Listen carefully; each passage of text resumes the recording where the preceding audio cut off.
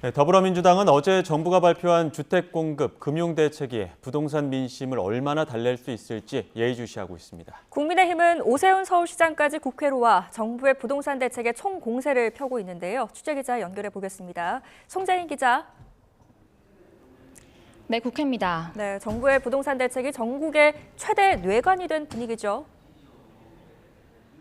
네, 맞습니다. 여당은 복잡한 속내 속 부동산 민심의 향방을 지켜보고 있습니다.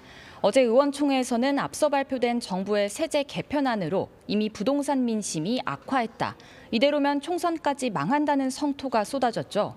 서울이 지역구인 한 의원은 YTN과의 통화에서 세제 개편안 보완의 필요성을 거듭 강조하면서 어제 발표된 공급 계획만으로는 민심을 달래기 역부족일 것 같다고 적지 않은 우려를 전했습니다.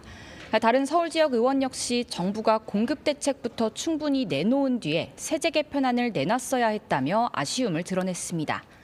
반면 민심을 너무 과장해 우려할 필요는 없다면서 조세책의 공평성을 더 높여야 한다는 서울 의원도 있어 당내에서는 당분간 부동산 대책 총의를 모으기 위한 갑론을박이 이어질 전망입니다. 국민의힘에서는 오세훈 서울시장까지 국회로 와서 정부의 부동산 대책을 향한 총공세에 나섰습니다.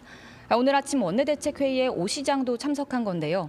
오 시장은 정부가 공급 대책을 발표하는 과정에서 집행주체인 서울시를 배제했다고 운을 뗀 뒤 실거주 여부만으로 국민을 투기꾼으로 재단하는 정책 방향부터 재검토하라고 목소리를 높였습니다.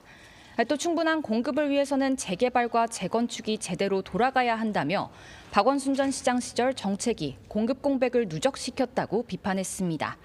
정점식 원내대표 역시 어제 발표된 공급 대책은 현란한 눈속임용 숫자 노름이라며 그마저도 실제 착공까지는 얼마나 걸릴지 알 수 없는 대책들이라고 쏘아붙였습니다.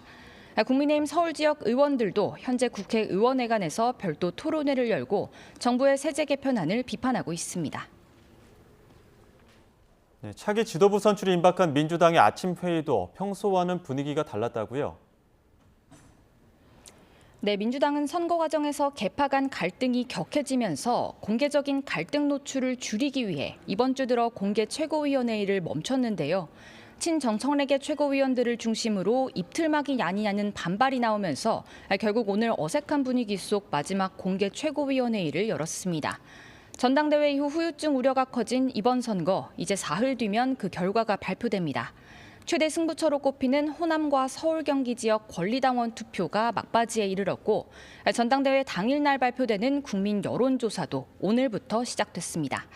전체 결과의 30%가 반영돼 이번 선거 결과를 가를 마지막 변수로 꼽히는 만큼 당대표 후보 3명은 모두 오늘은 시민이 밀집한 현장으로 출동합니다.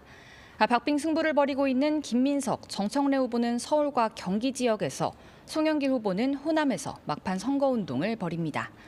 이런 가운데 국민의힘 장동혁 대표는 오늘 가뭄 피해로 어려움을 겪는 현장을 찾습니다.